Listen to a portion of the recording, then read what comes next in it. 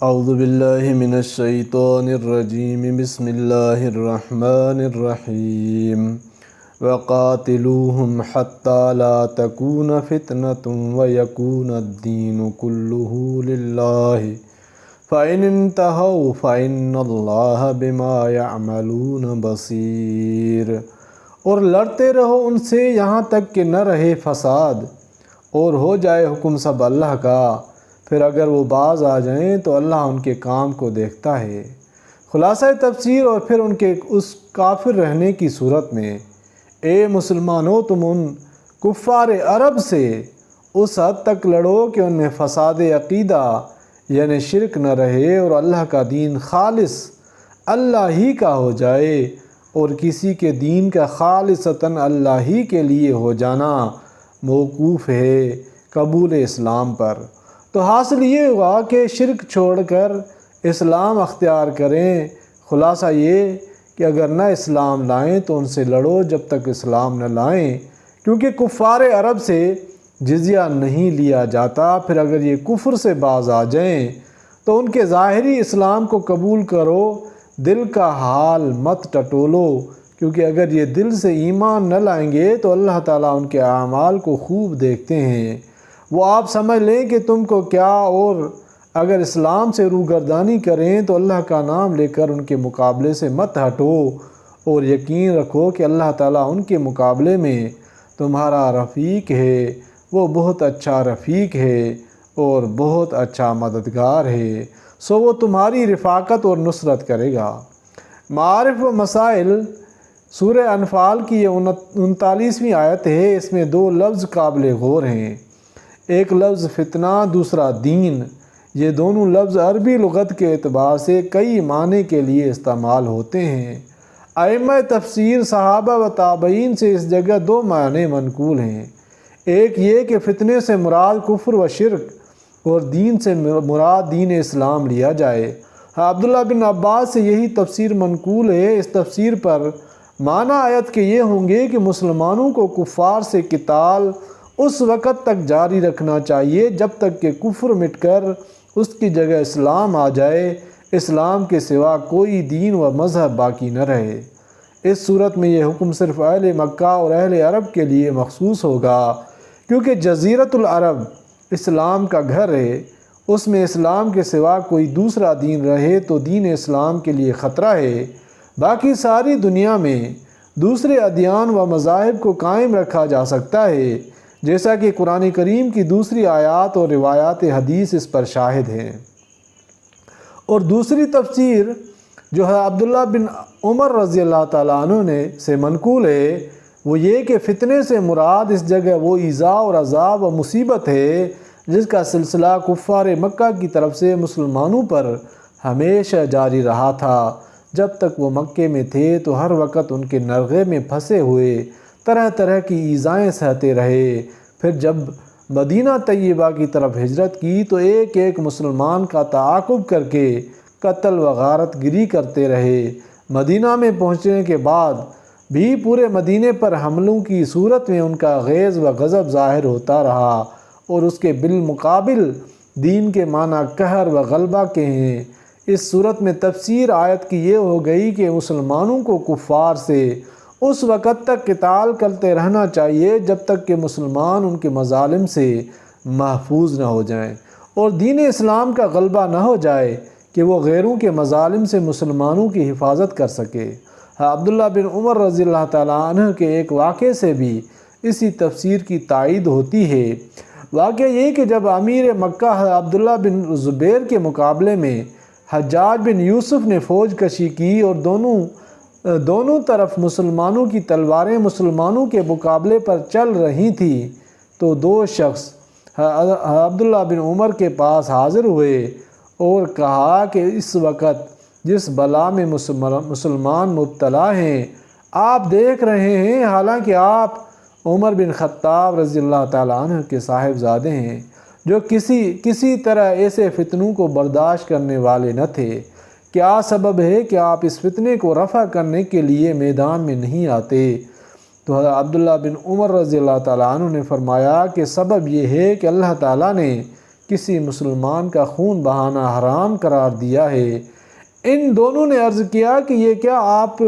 قرآن کی یہ آیت نہیں پڑھتے؟ قاتلوہم حتی لا تکون فتنہ، یعنی مقاتلہ کرتے رہو یہاں تک کہ فتنہ نہ رہے۔ عبداللہ بن عمر رضی اللہ تعالیٰ عنہ نے فرمایا کہ بے شک میں یہ آیت پڑھتا ہوں اور اس پر عمل بھی کرتا ہوں۔ ہم نے اس آیت کے مطابق کفار سے قتال جاری رکھا یہاں تک کہ فتنہ ختم ہو گیا اور غلبہ دین اسلام کا ہو گیا، اور تم لوگ یہ چاہتے ہو کہ اب باہم قتال کر کے فتنہ پھر پیدا کر دو اور غلبہ غیر اللہ کا اور دین حق کے خلاف ہو جائے۔ مطلب یہ تھا کہ جہاد و قتال کا حکم فتنہ کفر اور مظالم کفار کے مقابلے میں تھا، وہ ہم کر چکے اور برابر کرتے رہے یہاں تک کہ یہ فتنہ فروغ ہو گیا۔ مسلمانوں کی باہمی خانہ جنگی کو اس پر قیاس کرنا صحیح نہیں، بلکہ مسلمانوں کے باہمی مقاتلے کے وقت تو حضرت صلی اللہ علیہ وسلم کی ہدایت یہ ہے کہ اس میں بیٹھا رہنے والا کھڑا ہونے والے سے بہتر ہے۔ خلاصہ اس تفسیر کا یہ ہے کہ مسلمانوں پر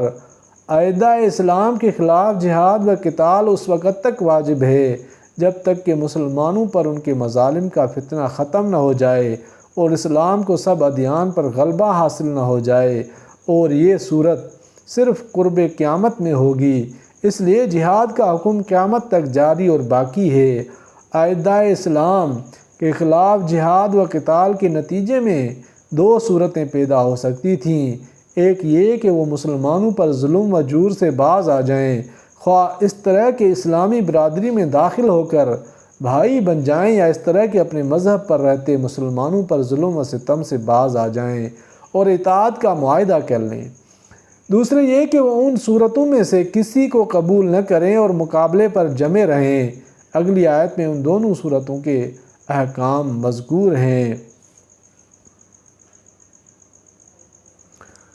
فَإِنِ انْتَهَوْا فَإِنَّ اللَّهَ بِمَا يَعْمَلُونَ بَصِيرٌ،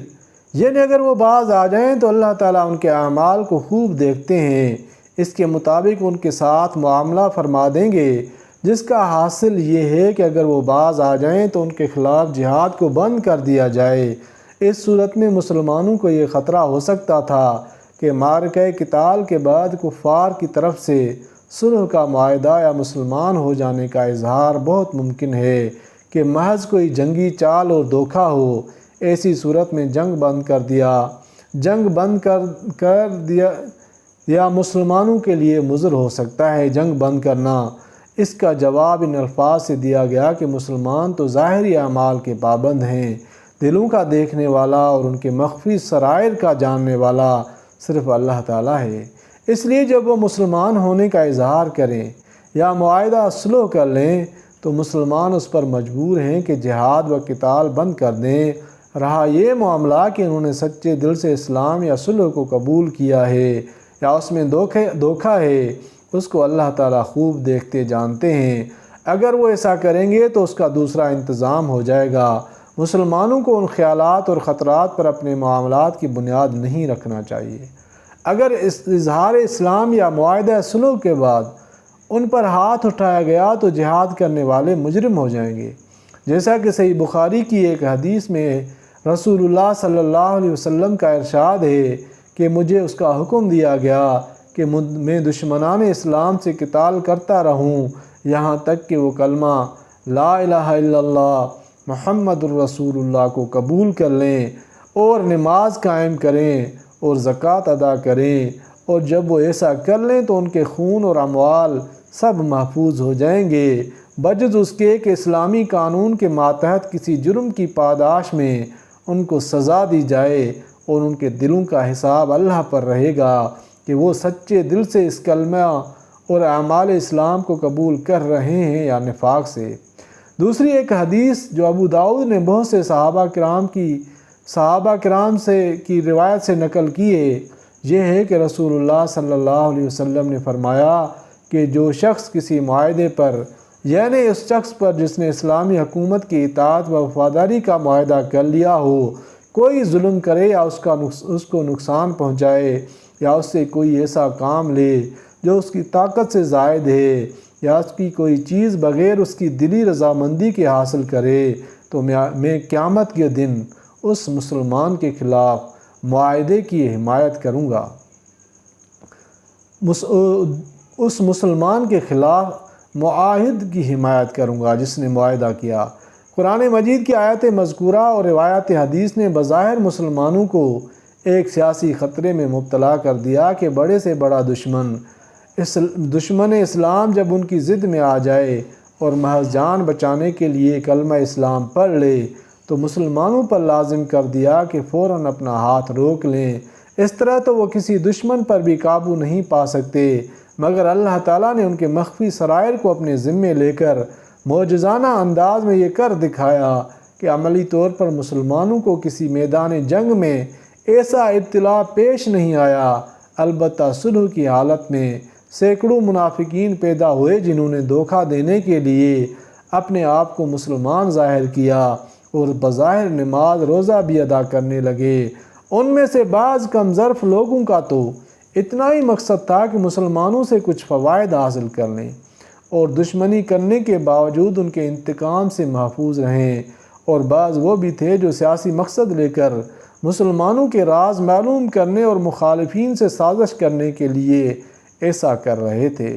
مگر اللہ تعالیٰ کے قانون نے ان سب کے بارے میں مسلمانوں کو یہی ہدایت دی کہ وہ ان کے ساتھ مسلمانوں کا سا معاملہ کریں جب تک خود ان کی طرف سے اسلام دشمنی اور معاہدے کی خلاف ورزی ثابت نہ ہو جائے۔ قرآن کی یہ تعلیم تو اس صورت میں تھی جبکہ دشمنان اسلام اپنی دشمنی سے باز آ جانے کا اقرار اور معاہدہ کر لیں۔ اللہ تعالیٰ قرآن پاک کو سمجھنے کی توفیق عطا فرمائے، آمین یا رب العالمین۔